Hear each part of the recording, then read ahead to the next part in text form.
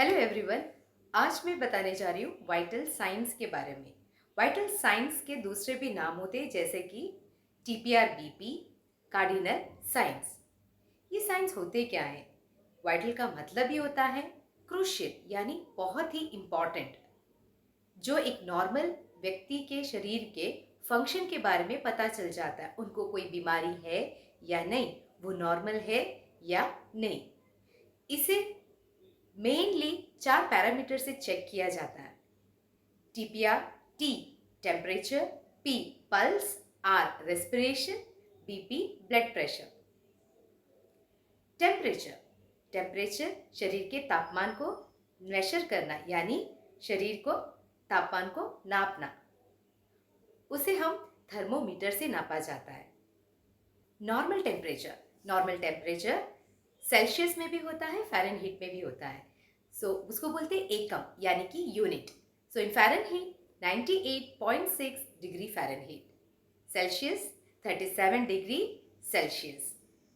ये कहाँ कहाँ मेजर किया जा सकता है? शरीर के मुंह, दैट इज ओरल, बगल में आर्मपिट, एक्सिला बोलते हैं उसको, कान में, टेम्पोरल एरिया में, और रेक्टम। रेक्टम यानी कि शरीर के वेस्ट बाहर जाने वाला एरिया। वहां पर बच्चों के टेम्परेचर चेक किया जाता है ग्लास थर्मोमीटर से।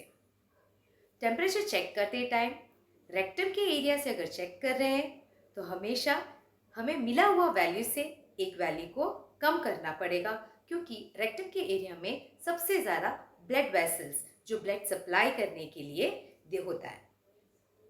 अगर एक्सिला में यानी कि बगल में चेक कर रहे हैं तो टेम्परेचर चेक करने के बाद +1 करना पड़ेगा, क्योंकि सबसे ज़्यादा पर्सपिरेशन मतलब पसीना होने वाला जगह होता है, इसीलिए। थर्मोमीटर्स अलग अलग प्रकार के भी होते हैं, जैसे कि glass thermometer, digital thermometer, electric thermometer. Next parameter P, TPR-BP का second parameter pulse. Pulse check करते हैं हार्ट बीट को।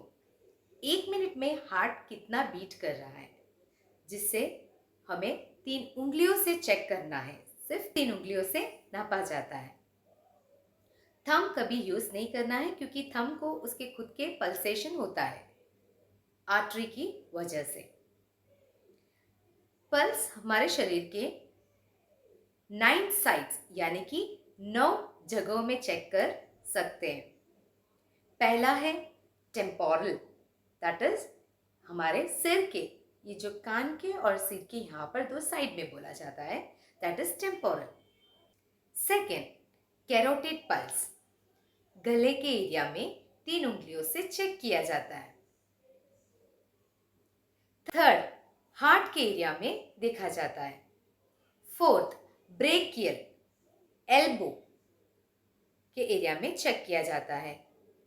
नेक्स्ट, रेडियल, व्रिस्ट के एरिया में, जहां पर वॉच को बांधा जाता है। नेक्स्ट, फिमोरल, कमर के एरिया, साथड़ के ऊपर बगल में देखा जाता है। नेक्स्ट, पॉप्लिटियल पल्स, घुटने के पीछे।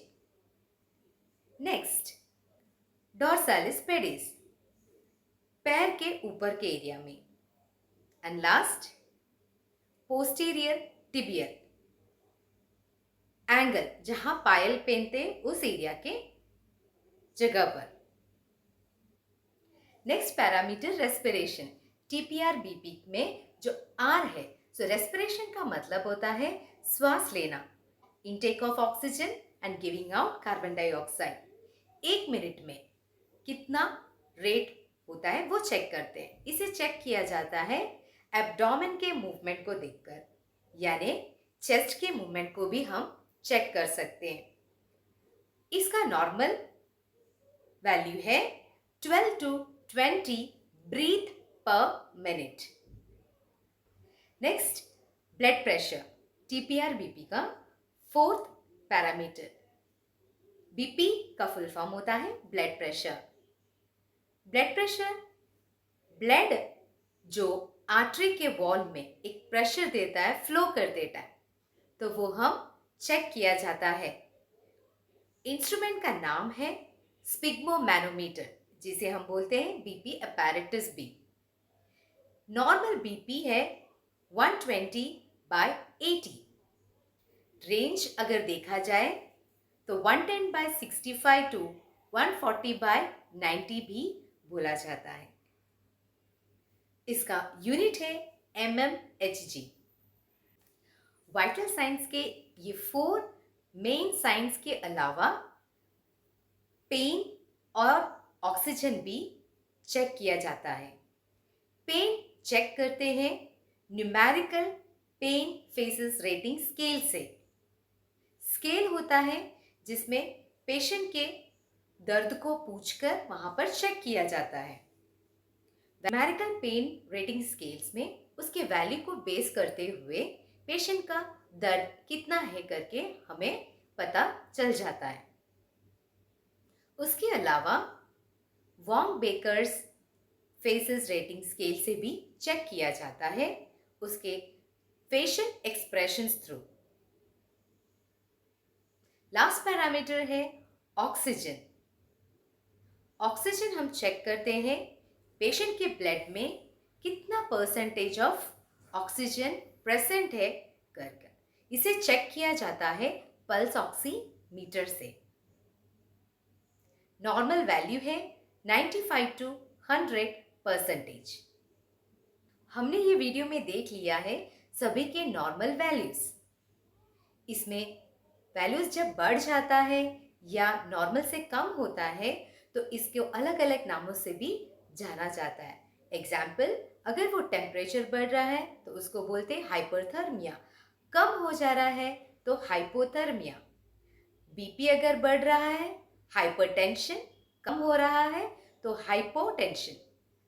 अगर वो पल्स है तो टकीकार्डिया, कम ब्रेडिकार्डिया। रेस्पिरेशन जब बढ़ता है, टकीपनिया, कम होता है तो ब्रेडिपनिया।